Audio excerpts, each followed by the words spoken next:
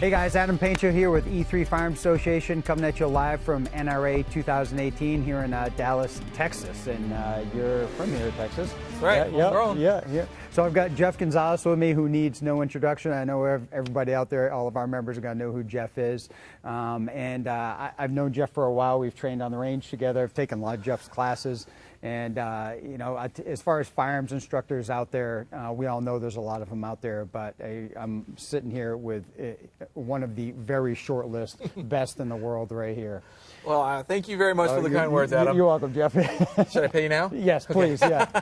Something me and Jeff were just talking, and what I have always appreciated with Jeff's classes with TRICON was the extremely high degree of standard that you have. Taken a lot of classes, obviously trained my whole life and taught classes, and very few instructors will hold their students to a threshold, to a level, a standard that you do, and there's no forgiveness about it. I mean, here's a standard, and it is what it is. Tell me why do you do that? What's your thoughts there? So that stems from my heritage. Yeah. It really does. For us, it was black and white. It was always pass fail. You either met the standard, you didn't meet the standard. You were either wet and sandy or you were dry. Yeah. So I'm an Air Force guy, so I don't get that. Yeah. Why would you be wet and sandy? That makes no sense. Yeah. So, I didn't know anything different. When I left the service and I started working in the private sector, I didn't know any different. I just thought that's what everybody did. Yeah. To be honest, I just felt, I'm just going to do what I know. Yep. I'm just going to stay in my lane and do what I know. And I later started to kind of figure out that, that's not what everybody does. It's like I later make fun of it, like calling them juice box awards. Like everybody gets a juice box. You come to class, you get a juice box. And so for us, the certificates that we give out are earned, and there's a lot of reasons behind that. Boy, they sure are. Yeah, so we don't give a lot of them out, but again, it's a tip of the hat to how I was trained and what brought me to that level. I am where I am because I stand on the shoulders of great men who pushed that on me, that made me as good as I was, and I still am, somewhat good. Yeah. But then the thing about it was we needed to be able to say definitively whether or not change occurred, behavioral change occurred. And there's only one way to do that, which is through measurable, observable, repeatable standards. If you can't do that, you're talking trash as far as I'm concerned. You got to be, and as instructors, we owe it to our customers, our students, if you will, to make sure they realize that they got their money's worth out of the class. So in some cases, they got a failed grade, a negative outcome, but it still was a positive experience because now they know where to work. Yeah. And I will tell you right now that I've had some folks that have failed the class that thought they were much better than what reality showed them, but they work feverishly between that time that came back, and they came back, and they come back with a vengeance. I'm telling you, man. Some of these guys that come back, they smoke it. Yeah. And sometimes they'll tell me that I'm coming back hard. Yeah. And then other times they lay low, try to play the gray man in the class, and they just wait till they're done, and there's like this major relief.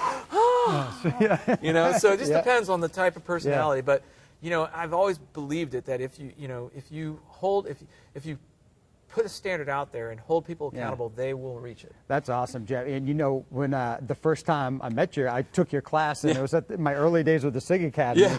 And I remember it was Scott Reed with me, and Scott was like, "Man, I hope you're feeling good, man, because this is pass fail." I'm like, pass fail? I'm like, really? Come on. He's like, "No, dude, he holds the stand." I'm like, shit. Yeah. I'm like, I got to be on my toes. I was fortunate enough I got a certificate for that class, but man, I tell you what, I was sweating it. It was hard, it was hard in the early days because what that also meant was smaller classes. People were afraid.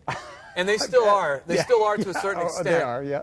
But we've also captured a unique market share of people that really appreciate that. That really they're like, I value this. This is me. This is what I like to do. Everybody doesn't get a prize. Right, exactly. Or I need to know where I rank. I need to know what I'm good at and what I'm not good at so that I can work on it. So I've had it all the way up the top of the food chain. Like we've had departments that will contract us to come in and work with their tactical teams and like nobody passes the class. And so I get a call from the chief saying, "Hey, we want certificates." I'm like, "Oh, yeah, we don't give out certificates for certificate of attendance." We don't give out any certificates, but we give out certificates when you complete the class or you pass the class. And so like we've had those discussions and I tell people, number one, we don't We don't deviate from the standards. Yeah. The standard's been the same. I mean, It is what it is. They have been the same, and that's Yeah. one of the things that is so unique is that I can stand here or sit here and say definitively that over the course of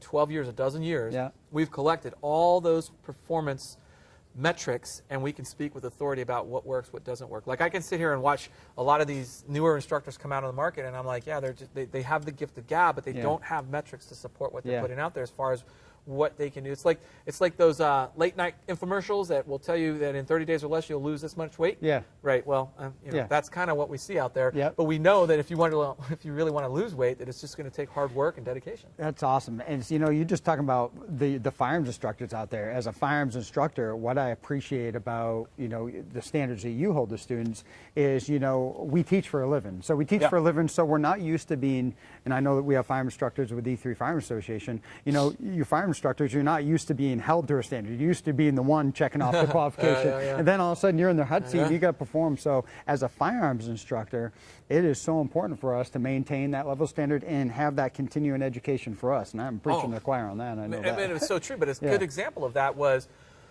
we do instructor development courses twice a year, usually in the beginning and usually at the end.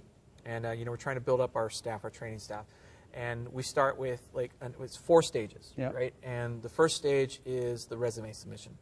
And I tell people when we send this notice out, we put it out to public, consider yourself being in the hot seat the very moment that you show interest in this Yeah. project. From the moment you send us a resume, consider yourself being evaluated. Yeah. And we go through the resumes, and the last one we did, we went through I think probably 24-ish resumes, however many that was, and that got cut down to 12. Right off the bat, we Yep. cut them to 12. And then 12 people get invited to interviews. Yeah. From 12, we cut to 8. And then from the 8, they go out for the skills assessment, and those that pass the skills assessment, everybody that passes the skills assessment gets invited to the instructor course. So you had 0. No, we had. But the interaction that I had to have with some of these folks that again didn't make the cut. Yeah. I was telling them, I was explaining, I was like, listen, for us, you are the importance behind you as an instructor for a new student cannot be overemphasized. We used to have this idea, or at least I did, where I only want to work with the advanced students. Yeah. I only want to work with those that are really dialed in. But I was doing an injustice to the industry because we need to put the very best of our industry, our instructors, at the basic and entry level. Yep. They need to have exposure to the very best that we have to offer. Yep. And so that's the point that that's the point that I was trying to make with these guys. I'm like, hey, some of these guys were telling me, well, we're just going to be teaching basic and entry level classes. Yeah. I'm like, it doesn't matter. Yeah. We have to have. I need my varsity players at that level. Awesome. Yeah. Awesome. Well, that's good stuff, Jeff. We're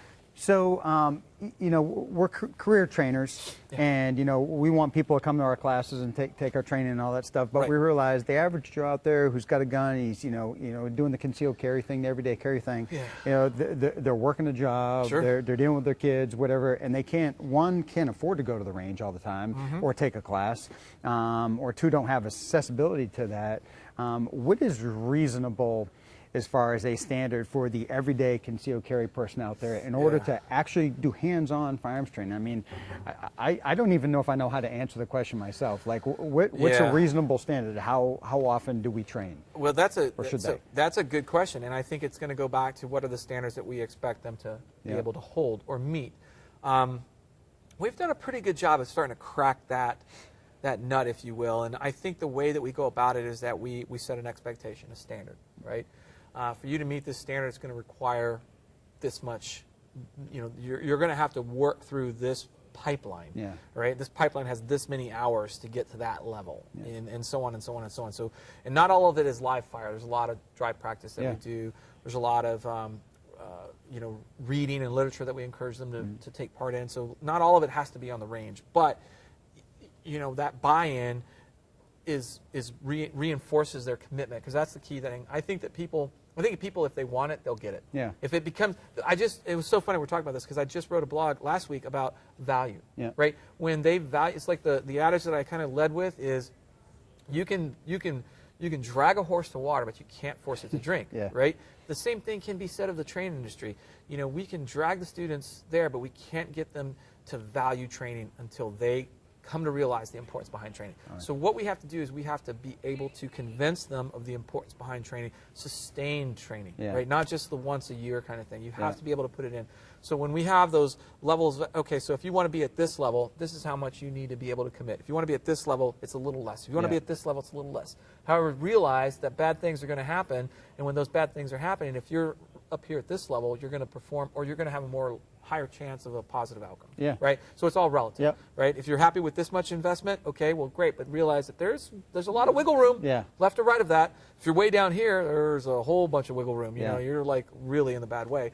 So, I mean, that's one of the ways that we've done it. We do little things at our facility that kind of encourage people to come out, because I think what happens is if you can get them to recognize their shortcomings, recognize that they're not quite where they think they are, then I believe now they can start to recognize a weak area, and then they have two choices. They can either try to solve it on their own, which, hey, some people can do that. Some people can self-regulate and take care of that.